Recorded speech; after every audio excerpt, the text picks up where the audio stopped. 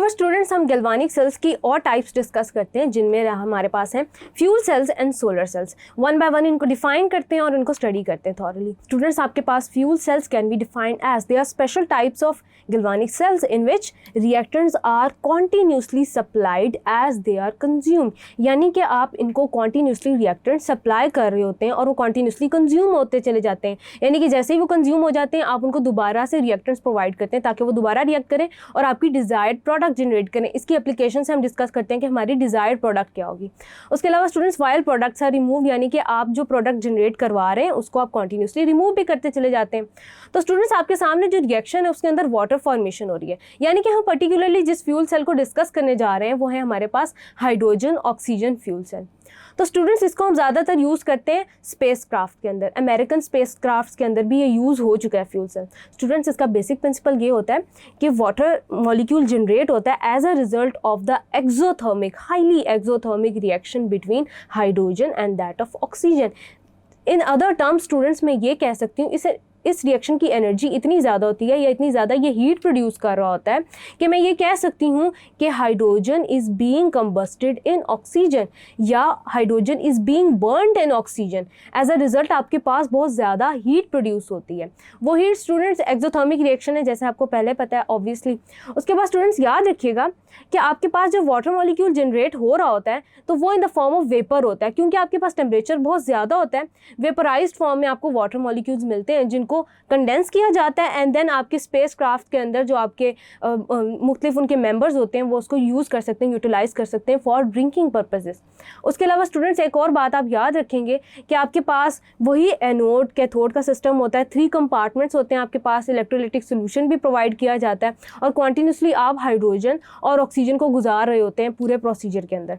उसके अलावा स्टूडेंट्स, ये जो एनर्जी इससे जनरेट होती है, जो हीट पर्टिकुलरली इस रिएक्शन से जनरेट होती है, उसको यूज़ किया जाता है इलेक्ट्रिसिटी जनरेट करने के लिए। यानी कि वो आपकी इलेक्ट्रिसिटी जनरेशन में, पावर जनरेशन में भी हेल्प करता है ये रिएक्शन आपकी पर्टिकुलरली। स्पेस क्राफ्ट के अलावा पावर जनरेशन में भी इस रिएक्शन का रोल है। देन स्टूडेंट्स, आपके पास एक टिपिकल आपके पास फ्लो आपके पास नज़र आ रहा है कि कैसे इलेक्ट्रॉन्स फ्लो कर रहे हैं। याद रखिएगा स्टूडेंट्स के जो आप इलेक्ट्रोलाइट यूज़ कर रहे हैं वो पोटेशियम हाइड्रोक्साइड है। यहाँ पे भी EMF जो जनरेट हो रहा है as a result of the reaction वो जनरेट हो रहा है 0.9 वोल्ट्स का।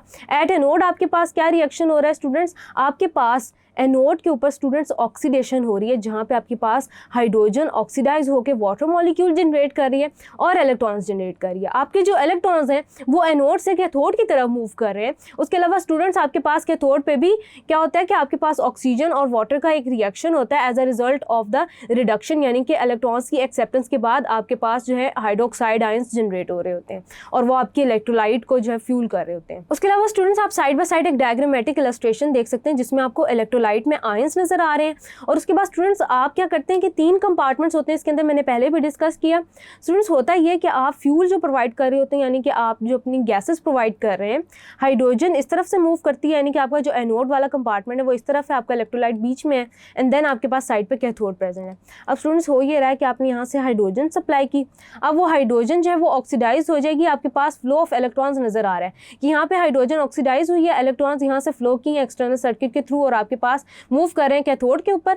ये आपके पास कैथोड की तरफ मूव कर रहे हैं। कैथोड पे क्या हो रहा है? आपके पास ऑक्सीजन और वाटर मॉलिक्यूल का रिएक्शन हो रहा है और आप ये देख सकते हैं कि अनयूज्ड गैसेस कहाँ से जा रही हैं और एयर आप कहाँ से यूटिलाइज कर रहे हैं। स्टूडेंट्स, ये जो ऑक्सीजन है आपके पास कैथोड में जो रिएक्शन हो रहा है उसके नतीजे में जो आपके पास एयर है वो आपको बाहर इनलेट से ही मिलती है, यानी कि आप एयर इसमें से पास आउट करा रहे होते हैं। आप कॉन्टीन्यूसली एयर को, ऑक्सीजन को in the form of air and hydrogen को in the form of fuel, आप बार बार फ्यूल कर रहे होते हैं और बार बार आप उसमें से वाटर मॉलिक्यूल जो वो निकाल रहे होते हैं।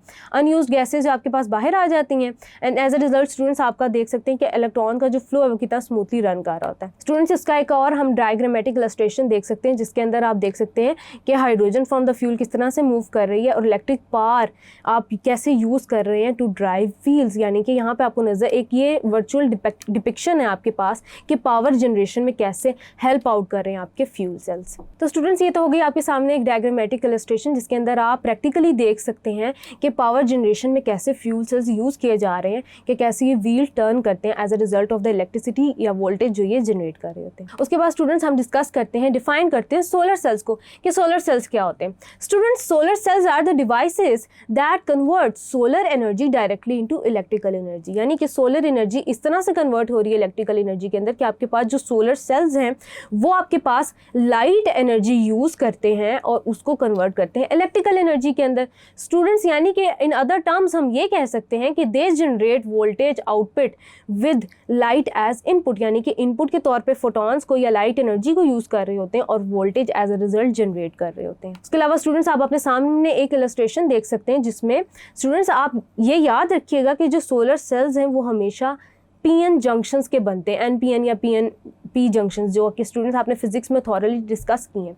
सेमीकंडक्टर मटेरियल्स यानी कि आप यूज़ कर रहे होते हैं और उसकी एक लेयर जो होती है, जैसे कि आप अपने सामने इलस्ट्रेशन के अंदर देख सकते हैं कि वो लेयर जो है आपके पास सोलर एनर्जी से एक्सपोज्ड होती है। क्या होता है कि आपके पास सोलर एनर्जी फ्रॉम सन्स, आपके पास पेरेंट एटम्स जो हैं वो एब्जॉर्ब कर रहे होते हैं। जब मैं स्टूडेंट्स बात कर रही हूँ पेरेंट एटम्स की, तो मेरा कहने का मतलब ये है कि ये पेरेंट एटम्स जो हैं अपने आउटर मोस्ट इलेक्ट्रॉन्स लूज़ करेंगे और एज अ रिजल्ट स्टूडेंट्स क्या होगा कि जब वो एनर्जी एब्जॉर्ब करेंगे, यानी कि आपके इलेक्ट्रॉन्स ने एनर्जी एब्जॉर्ब की एंड देन क्या किया, एनर्जी एब्जॉर्ब की और एक्साइट हो गए और अपनी आउटर मोस्ट शेल में से पेरेंट एटम्स की बाहर निकल आए, यानी कि वो एनर्जी अब रिलीज भी होगी। यानी कि वो एनर्जी जब रिलीज होगी तो वो इलेक्ट्रिकल एनर्जी की फॉर्म होगी, यानी कि जो आपके इलेक्ट्रॉन्स होंगे, यानी कि स्टूडेंट्स जो आपके इलेक्ट्रॉन्स हैं वो बन रहे हैं as a source of generating electrical current. Students, जो पर्टिकुलर साइन आप यूज़ कर रहे होते हैं वो आप इस तरह से यूज़ कर रहे होते हैं सोलर सेल्स के लिए, जिसके अंदर आप इसको ऐसे इस साइन से रिप्रेजेंट करें।